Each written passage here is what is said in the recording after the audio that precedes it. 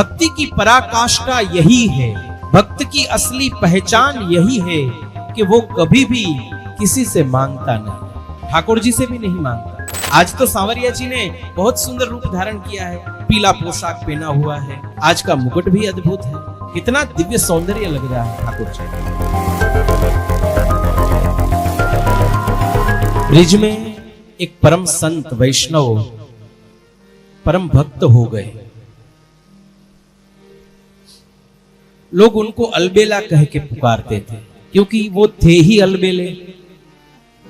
ठाकुर जी की भक्ति में, श्री जी की भक्ति में इतने रत रहते थे, तो लोग उनको अलबेला कह के बुलाते। तो ठाकुर जी का वो अलबेला भक्त हर रोज बांके बिहारी जी के दर्शन करने जाता, लेकिन ठाकुर जी के पास कभी कुछ मांगता नहीं, कभी कुछ नहीं मांगा।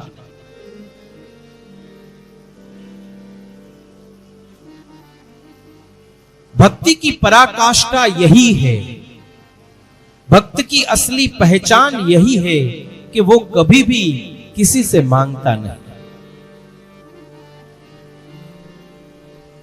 ठाकुर जी से भी नहीं मांगता। तो एक बार तो ऐसा हुआ कि बांके बिहारी जी के दर्शन करने तो गया, लेकिन अच्छा सा फूल मंडप सजा हुआ है,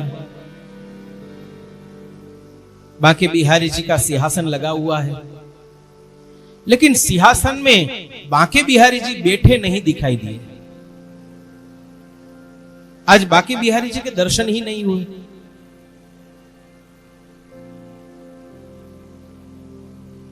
ये मांजरा क्या है? बांके बिहारी जी का दर्शन करने तो मैं रोज आता हूं, रोज दर्शन करता हूं, रोज मुझे दर्शन देते भी हैं, लेकिन आज दर्शन ही नहीं हो पा रहे हैं। क्या कारण है? दुखी होकर गया।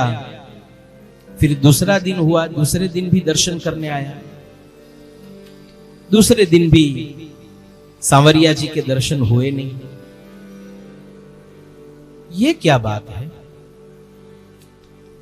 बांके बिहारी जी का सिंहासन दिखाई दे रहा है, फूल मंडप सजा हुआ है, लेकिन बांके बिहारी ही नहीं है। आखिर बात क्या है? अभी किसी को पूछे तो कोई तो पागल गिने इसको, और सब देखकर दर्शन करके जय जयकार कर रहे थे, बांके बिहारी लाल की, ऐसे जय घोष कर रहे थे। तो ये सोच रहा है सब जय जयकार कर रहे हैं, इसका मतलब ये हुआ कि बांके बिहारी है तो सही, लेकिन मुझे क्यों दिखाई नहीं दे रहे। उस दिन भी दुखी होकर गया, तीसरा दिन हुआ, तीसरे दिन भी आया, लेकिन उस दिन भी बांके बिहारी दिखाई नहीं दिए। तो किसी को ऐसा तो पूछ नहीं सकता कि बांके बिहारी कहां गए। तो किसी से जानने के लिए कुछ विलग ढंग से पूछा कि देखो तो सही, आज बांके बिहारी जी की पोशाक कितनी सुंदर है, दिखाई नहीं दे रहे हैं। लेकिन जानने के लिए तो बाजू में एक भक्त था, कहा हां आज की पोशाक तो अद्भुत है। आज तो सांवरिया जी ने बहुत सुंदर रूप धारण किया है, पीला पोशाक पहना हुआ है, आज का मुकुट भी अद्भुत है, कितना दिव्य सौंदर्य लग रहा है ठाकुर जी का। मतलब ये निश्चित हो गया कि उसे बांके बिहारी दिखाई दे रहे हैं। तीसरे दिन भी दर्शन नहीं हुए, बहुत दुखी हुआ। फिर ऐसा सोचा कि तीन दिन तक मैं दर्शन करने गया, लेकिन मुझे दर्शन नहीं हुए, ये जीवन जीने का कोई अर्थ ही नहीं है। यमुना जी में जाकर अपने प्राण त्याग, जल समाधि ले लो। क्या करूं? तब जाता है यमुना महारानी के किनारे और कहता है, मैया देखो तो सही, ठाकुर जी मुझे 3 दिन से दर्शन नहीं दे रहे हैं। मेरा नित्य क्रम रहा है, हर रोज दर्शन करता हूं। डूबने जाने की तैयारी ही थी, उसी समय एक भक्त वहां पर आया, एक भिक्षुक आया। उसने कहा, ठहरो, रुक जाओ, जरा वापिस आओ। अरे क्या काम है? कहे, मुझे तुम्हारा काम है, आओ तो सही, 2 मिनट का काम है।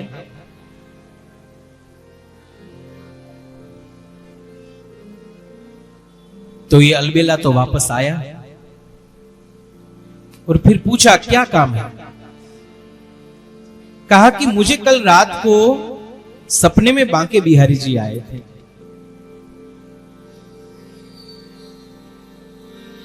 तुम्हारा नाम अलबेला ने? कहा, हां, मेरा नाम तो अलबेला।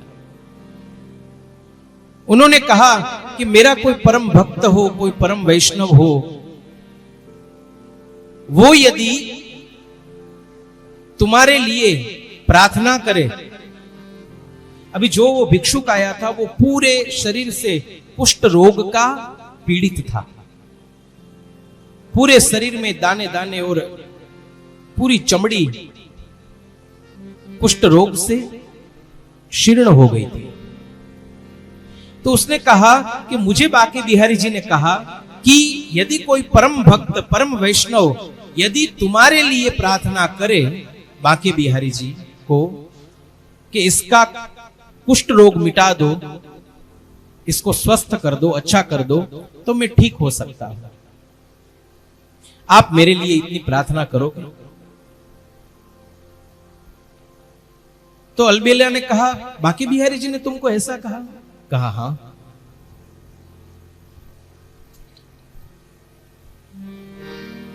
थोड़ी तो कृपा करो मेरे ऊपर। तो अलबेला को भी ऐसा हुआ कि चलो, मरते मरते भी यदि किसी को काम आ सकूं तो वो भी मेरे जीवन की सफलता रहेगी, सार्थकता रहेगी। तो उसने प्रार्थना की कि हे मेरे बांके बिहारी, हे ठाकुर जी, हे मेरे सांवरिया, श्याम सुंदर, इस भिक्षुक के कुष्ठ रोग को आप ठीक कर दीजिए, उसको स्वस्थ कर दीजिए, तंदुरुस्त कर दीजिए। जैसे ही हृदय से एक गुहार लगाई, दिल से जो प्रार्थना की, उसी समय उस भिक्षुक का कुष्ठ रोग मिट गया। अब देखिए, बुद्धि से आप सब ये प्रमाण शोधने जाओगे तो इसका कोई प्रमाण नहीं मिलेगा। ये तो सब भाव जगत से जुड़ी हुई बातें हैं।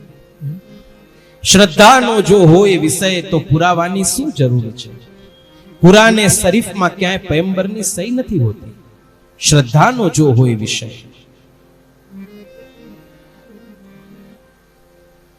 तो कुष्ठ रोग ठीक हो गया और उसी समय बांके बिहारी जी प्रकट हो गए उसके सामने, अलबेला के सामने। अरे अलबेला, क्या कर रहा है? कहे, ठाकुर जी आप स्वयं, हर रोज आपके दर्शन करने जा रहा था, 3 दिन तक तो आपने मुझे दर्शन नहीं दिए, अब आप प्रकट हो गए सामने ही, सामने से। तो ठाकुर जी ने कहा, अलबेला क्या करूं, लोग मेरे पास आते हैं, कुछ ना कुछ मांगते हैं, हजारों लाखों लोग आते हैं। कभी कभी तो मैं परेशान हो जाता हूं, कितना दूं, मांगने वाले की कोई लिमिट नहीं है। लेकिन तू हर रोज मेरे पास आता है, कभी तू मुझसे कुछ मांगता नहीं, इसलिए मैं तेरा ऋणी हो गया। अभी कोई ऋणी हो जाए तो फिर कोई मांगने वाला, कोई जिसका ऋणी हो जाए वो यदि जाए तो जो देने वाला है वो तो कहीं छुप ही जाएगा ना। हाँ, जिसके ऊपर ऋण चढ़ा हुआ है और जो मांगने वाला है, देने वाला है, वो यदि उसके पास जाए, उसके घर जाए, तो वो तो कहीं पर छुप जाएगा। वो कहेगा, ऐसा बोलना घर पे है नहीं, अभी 10 दिन के लिए वृंदावन गए हैं, बाद में आना। तेरे ऋण में मैं आ गया, इसलिए मुझे 3 दिन के लिए छुप जाना पड़ा। तू तो किसी से मांगता नहीं था, इसीलिए मैंने ये भिक्षुक को तैयार किया कि तू जा उनके पास, अलबेला के पास, और तुझको निमित्त बनाकर यदि कुछ मेरे पास मांग ले तो मैं ऋण में से तो मुक्त हो जाऊं।